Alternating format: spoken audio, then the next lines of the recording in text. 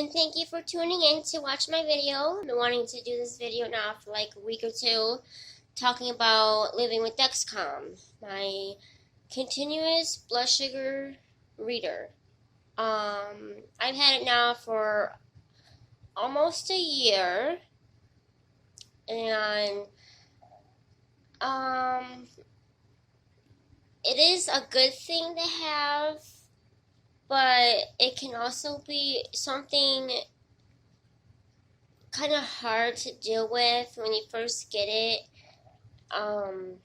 Everyone that knows me knows that I take a while to get used to something or to say yes to that's going to be something like this. And when I first got the Dexcom, I was very iffy about it, and I didn't want it. I didn't want something to be hooked onto me in my body because for so long I had a feeding tube for about 9-10 years. And then I had PICC line IVs, and I had a port and all that. So my whole life, I've been hooked up to something. I've had something in my body constantly, constant. I mean, it didn't go away. And then when it did go away, it came back. Or it just had to stay there for a while. So when I got my Dexcom, or before I got it, I felt I didn't want it. I kept saying no to my team. Let's hold off more. Let's keep going, doing what I'm doing before Dexcom. And then I decided to say yes. So now I've had Dexcom. Now, with having Dexcom, I usually have it placed in my stomach, which is the sensor is in my stomach. And that is where the sensor is. And the transmitter is hooked on this, and then it gets transferred, all my readings get transferred to this, and it tells me my blood sugar reading every 5 minutes, highs or lows, or in between, all that, everything comes up. Now, with having the Dexcom in, it is waterproof, but for the longest time, didn't want to get it wet. I was kind of freaky about getting it wet. I wasn't comfortable with that. You can swim with it, you can get it wet, you can shower, bath, all that.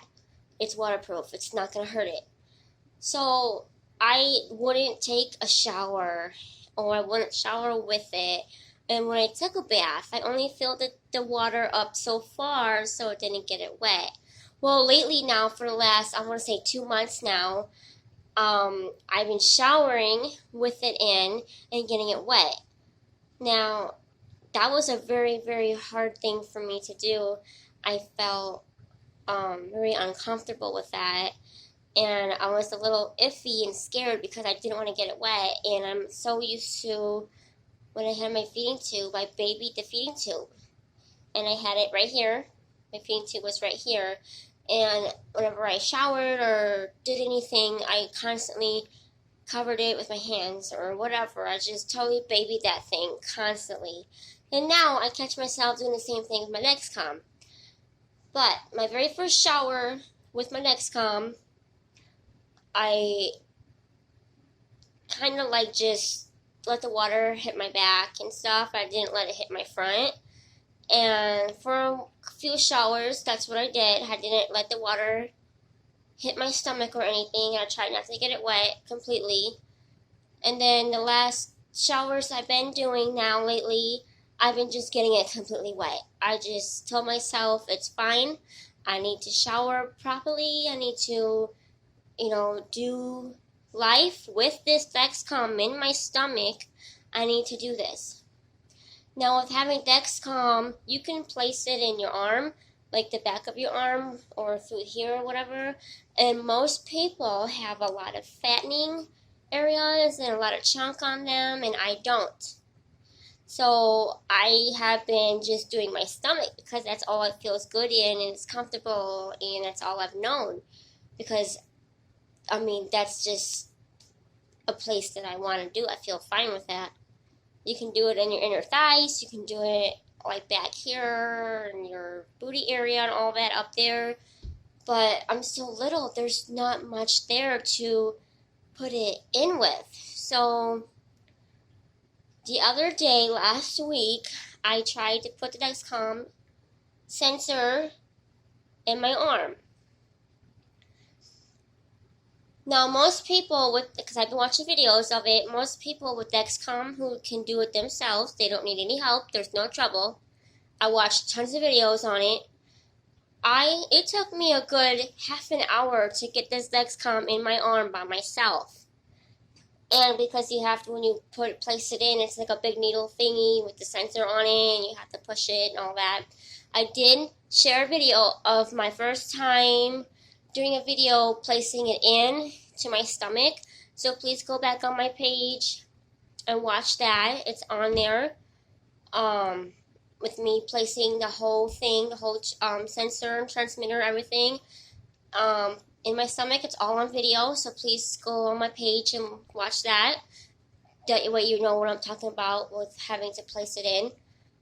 So I put it in my arm, and it hurt really, really, really, really bad to get it in. It just hurt so bad.